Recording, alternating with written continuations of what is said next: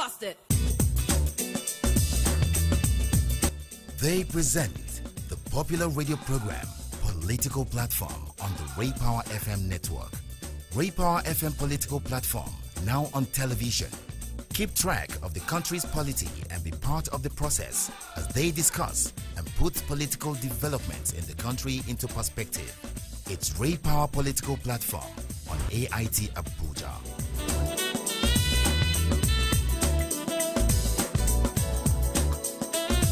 Hello out there, and thanks for joining us on Political Platform. As always, we have 30 minutes to run around the terrain of the Nigerian political environment, and we provide you all the updates we have gathered for you.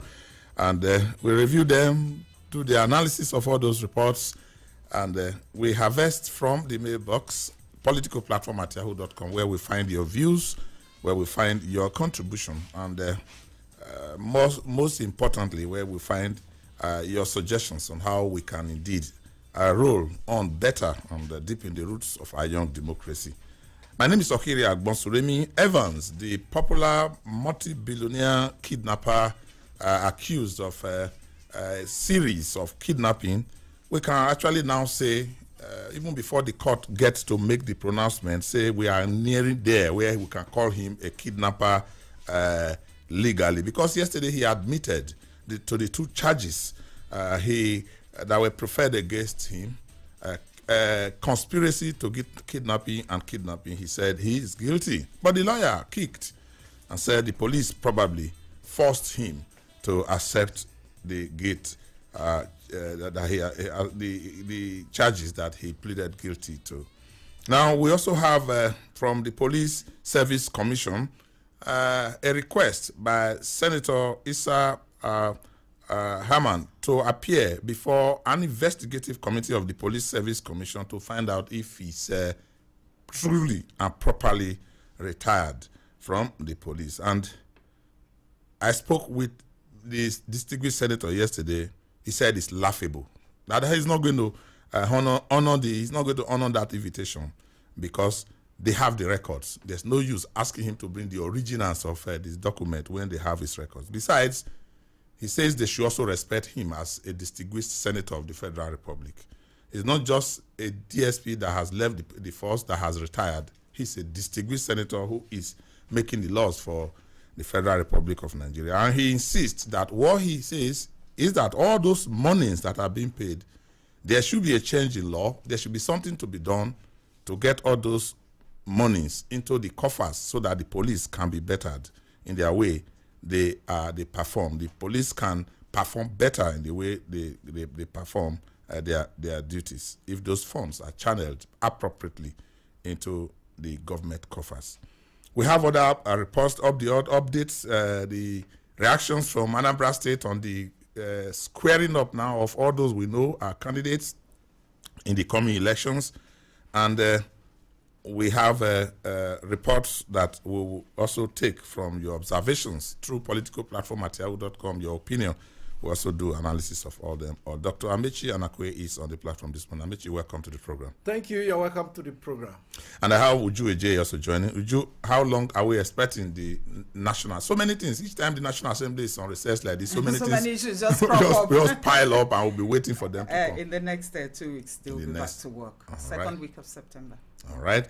And Adebayo Bodun, the president, is in Daura. He took a long walk because he couldn't really, his vehicular convoy couldn't move yesterday. He had to get out of the car and took a very long walk. Yeah, a long walk because the people troop out in their hundreds to welcome him to his home state and perhaps to his town. And there are 3 cheerful developments from the Federal Executive Council meeting yesterday. He attended that meeting, and after that he jetted out. He has not attended. That was the first Federal Executive Council meeting he attended in several weeks. And there was also a report that the Vice President is taking over, is leading the government delegation to negotiate with ASU. And I think it's a cheerful development because we'll now probably be thinking of an end to the feud between ASU and the government. And the third one is at long last, after 45 years, Federal Executive Council yesterday approved money for the takeoff of Mambila Plateau Power Station. And I think that is one that will raise hope that perhaps we'll be getting ready to solve part of the problems of energy crisis in Nigeria. I don't know what is giving Adebayo Bodori that hope that the government has made up its mind to raise. I wouldn't know if you have forgotten the story of the national identity card. Have you forgotten the story of the how about $16 billion, billion dollars, close to successive budgeting for national identity card, and government came to the Federal Executive Council. Dr. Abichanokwe was reporting the deal at that time. Yes, but this Mambila Plateau project is slightly different because the Chinese, which are the contracting firm, will bring in their loan. So what the government will do is to counter fund. Same thing we are doing with the railways. Talk of the Lagos Ibadan. They said December 2018 they will finish. Just a fraction of the sum that the federal government is putting in. So it's the same with this Mambila.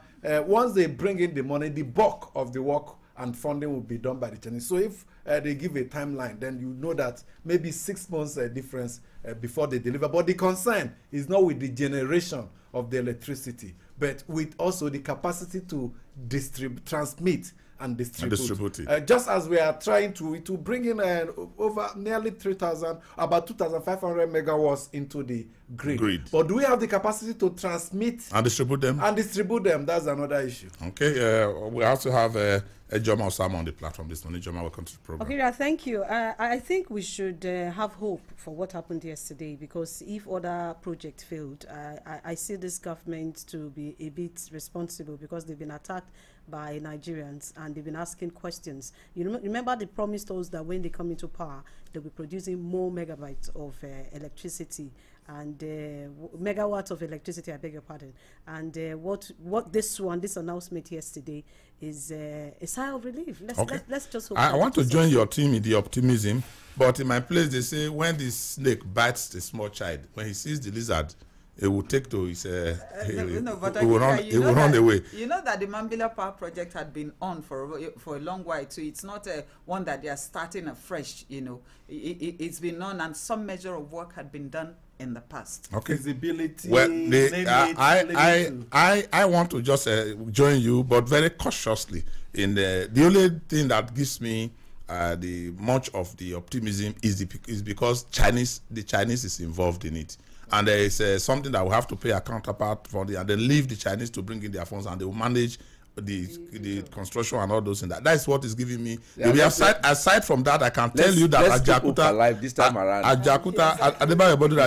does not give me hope. The National Identity Card Project, it does not give me hope that we are able to really sit down and do what we have got to do. This government has spent how many years now in power? Since just over a little over 2 years.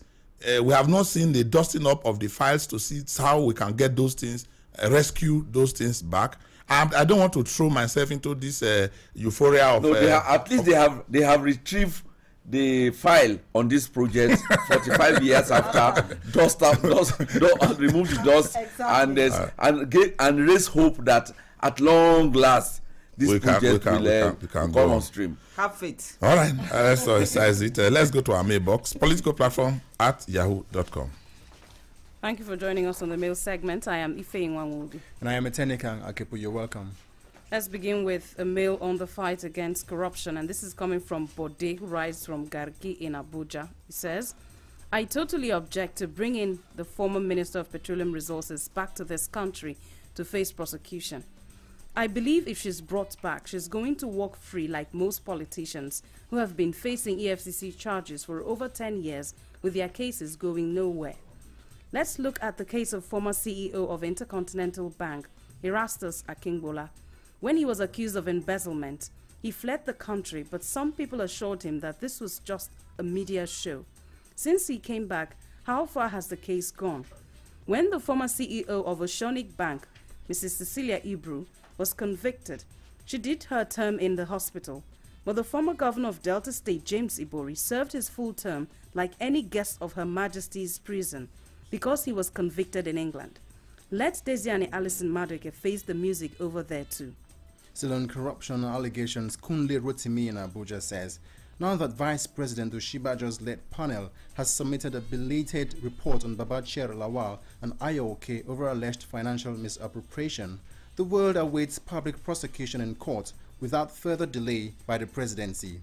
And I also want to ask, has Ibrahim Lamrode been cleared of corruption allegations against him? Has any court nullified the alleged DSS report against Ibrahim Magro of EFCC? Justice is not only in doing just and right things, but also in expressing genuine fear of God. And Kuri Donatus from Kubwa in Abuja says, dear crew members, please help me advise the police to avoid trading words with Senator Issa MISAU from Bauchi State. If we must have a strong police force, then the money from all these services they render must be appropriated for. Yet, with all these unaccounted monies collected, their vehicles are worse than that of any agency. I believe the police will change along with this change mantra. And Agaha Adoga in Abuja writes on the state of affairs in Makurdi, the Benue State capital. He goes on to say, I write to appeal to the political platform crew not to limit their coverage or discussions to some particular state or group of persons or locations. I and many Nigerians were dumbfounded this morning when the issue of Makurdi flood that submerged a lot of houses and properties worth billions was not mentioned at all. Neither was it discussed. Please, Amechi and your crew, don't make some states, group of persons and locations more important or superior to others. God bless Nigeria. That's all one can accommodate on today's mail segment. Do keep your contributions coming. The route hasn't changed. It's still political platform at yahoo.com. Busted! They present the popular radio program Political Platform on the Ray Power FM network. Ray Power FM Political Platform, now on television.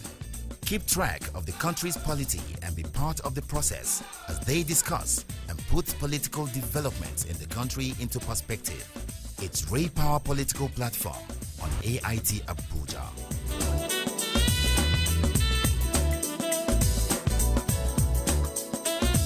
Thank you so much for your mails. Thank you so much for your thoughts. Those you share with us. We have always have the privilege of sharing them, and we're excited to also gain and benefit from those your deep thoughts on how to move Nigeria forward. Please keep your mails coming, keep them short, go straight to the point, and come up with suggestions after your criticisms if you are going to be criticizing. That makes the program beautiful. Now we have the tomorrow and that is Friday and Monday are public holidays for our Muslim brothers and sisters. We're trying to reach our colleague in Saudi Arabia, Jubri Gakoua, who should be telling us what is happening in the Holy Land. Today is a special day, and it is going to go into tomorrow. We try to get him and reach him to tell us. Unfortunately, Mustafa is also not in here. He was rushing in to join us so we can benefit from what is happening. It's head up in the traffic. If we can get through to Jubri Gakoua, then that will be beautiful. We'll try to do that. But tomorrow is a public holidays, as Friday, and Monday is also public holidays. We have talked about public holidays in this program. When it comes to religious matters, we try to be as careful as possible so that we do not raise inflamed passion over the beliefs and other. When the governor in Kogi State can declare a public holiday to welcome the president back home, then you want to say, why will the Christian not celebrate on a Monday and Tuesday, even if the Christmas holiday, Christmas celebration is on the Saturday? They will now give him Monday and Tuesday to celebrate. We are saying maybe as time progresses, we begin to reduce the religion in the society and begin to look at how to develop ourselves for our children and our children's children. But as it is now, we all will be enjoying it and celebrating it and enjoying the holidays in between. Now, but let's come to the politics of the story. Let's begin with the Evans arraignment yesterday.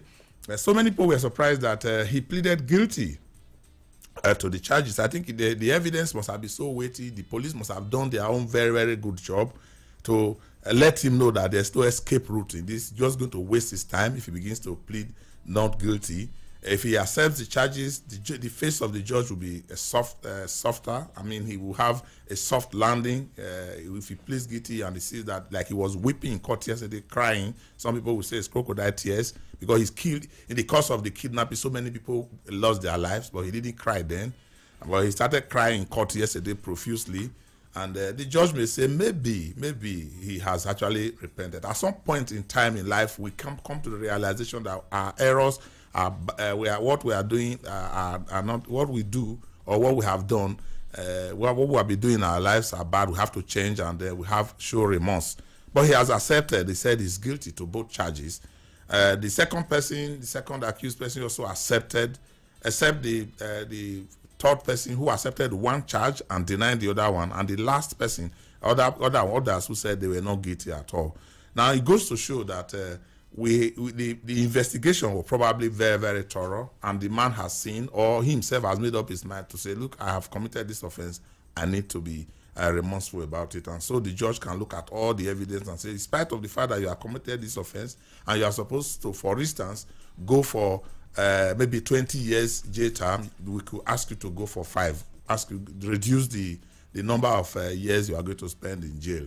And if it is murder that is included, I don't know why they did also include murder in it, because that could be a separate. They said they're preparing further charges. Yesterday's were just 2 charges. But the fact that his counsel came out, the lawyer, to say that he's not comfortable. That he's surprised that the man pleaded his guilty. Client pleaded that he was supposed to plead not guilty. He says maybe he was intimidated, maybe he was coerced by the police. I don't know. But where a lawyer disagrees with the client on a plea, it tells you that something is wrong. Is quite wrong. Did he not conference with his client? The client. These are the issues.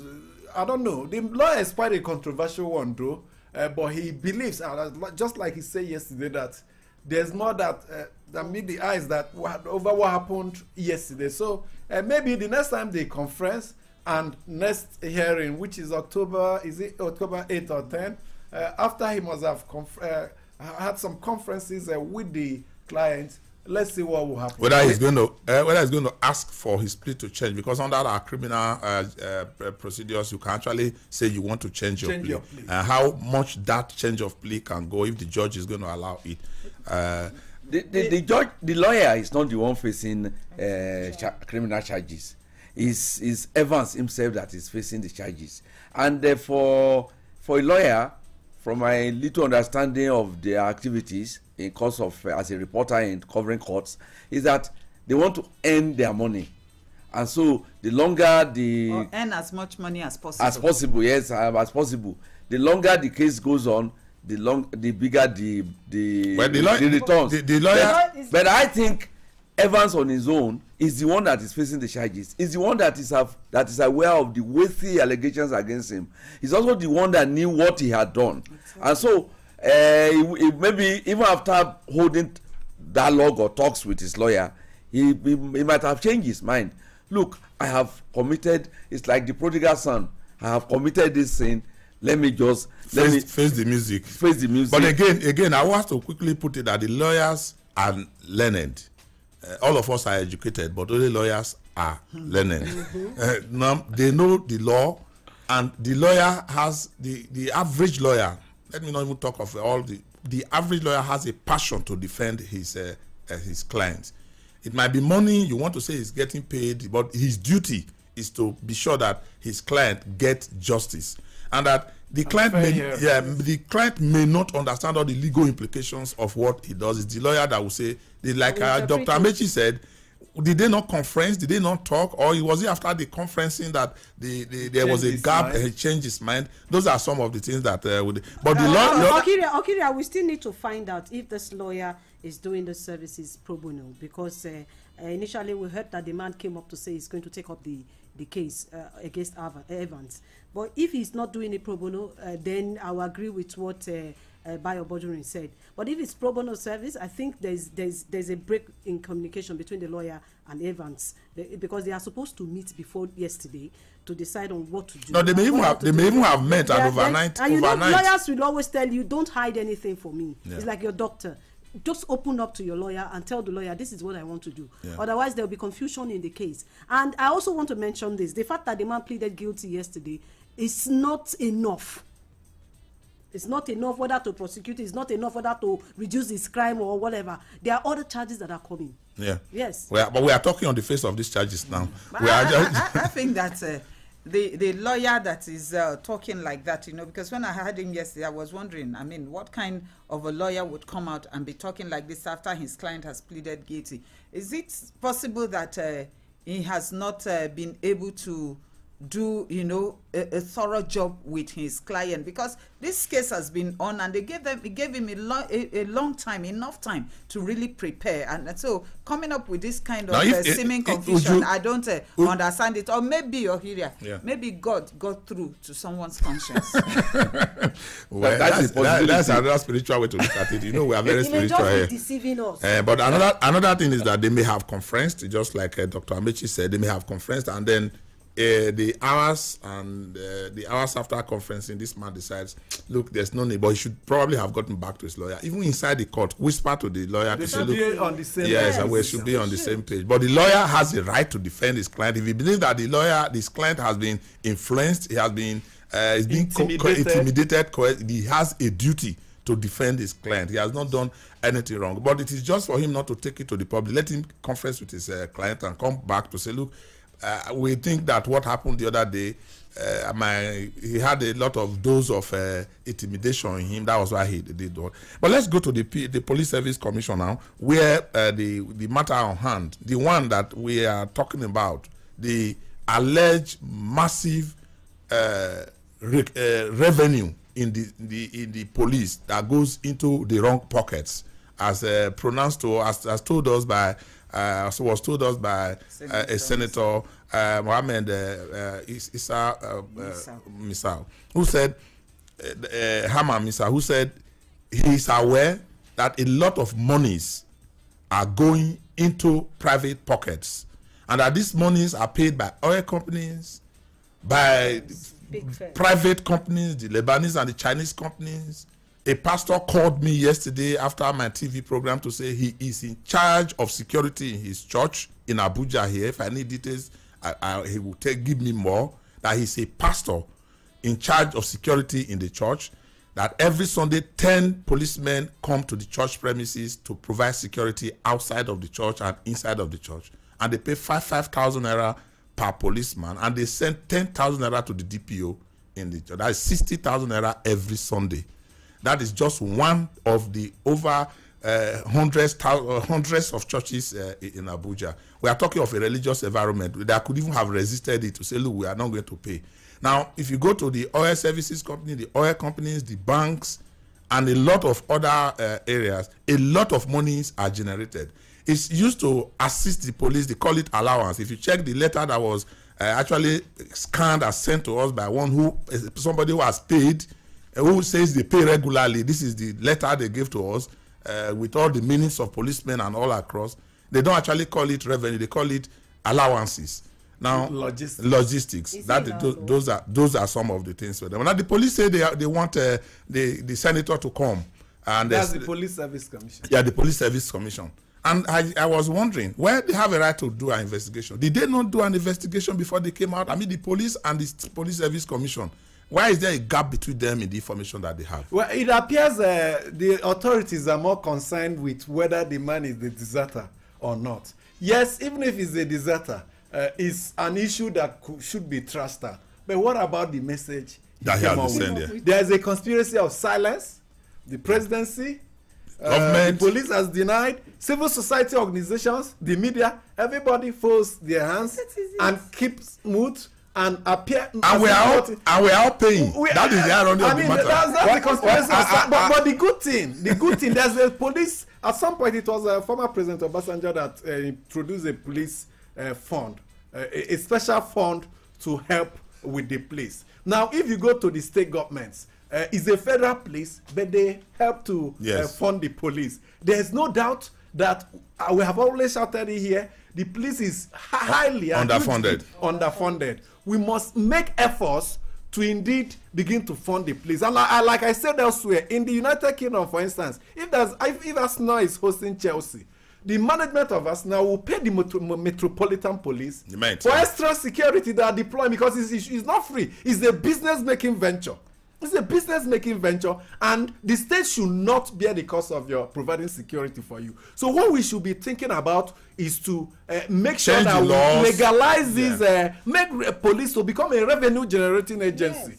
If they generate it, it will be going to the National Treasury, and it will be appropriated so that we can begin to fund the police. They will stop buying their own uniforms. They will stop fueling their own patrol cars, because the fund that go into them, people say don't even get to the go to where they are needed. It ends up in a few pockets. So we must wake up. Every stakeholder involved must not keep silent, and let's seize the momentum and take advantage of this opportunity to save the Nigerian police force from collapse. I think we cannot completely accuse the media of keeping silence. I was reading the editorials of the newspapers today, and one of the newspapers came out with a very bold recommendations on the face-off between the police and the senator. And I think some of the suggestions are very, very appropriate, and they are needed. And it's also coming at a time when the police itself, the police high command, has sponsored a bill in the National Assembly, the Police Trust Fund. That's actually where the problem came from. I think it's better around this time to now look at sources of revenue that the police can attract. So the issue that the senator has raised are not issues that be swept under the carpet. There are issues that should be, so that this money that are being collected can even be legitimized. Yes. And it's now become a source of funding for the police. It is very, very clear. It is clear to everybody that police is underfunded, and if there is a way to capture as many sources of funding, I think it is better for us to use it. So the idea of asking the senator to come and explain whether it's a disaster or not, must not be allowed to outshine the most concrete development of ensuring that the issues he has raised are not swept under the carpet. And even just as but just before you make your comment, how far is it with what is the position with the proposed legislation? Well, when the senators or when the National Assembly resumes, I'm sure work will resume on it, which is why Senator MISAU actually raised that issue from, it's an overflow from that discussions on those bills. Yeah, exactly. I'm sure that they will resume work on it in earnest, more so that these controversies are coming up now, and they will need to really visit it. And while we're at it, even as the thing is legitimized, we say police is underfunded. The citizens are also under-policed, because most of these policemen are with the big men. They are with the big companies. That's and the citizens are so we can now we can recruit more. Exactly, we recruit can more so that we have more who will go out and generate the money for the remainder of those who are outside of the coverage. We have to wrap it up now. Let's do it again when we come back in another 24 hours, and then we'll have more. Please remember to drop a line for us. Politicalplatform@yahoo.com is the route. Okiri Agbonsuremi here. Bust it.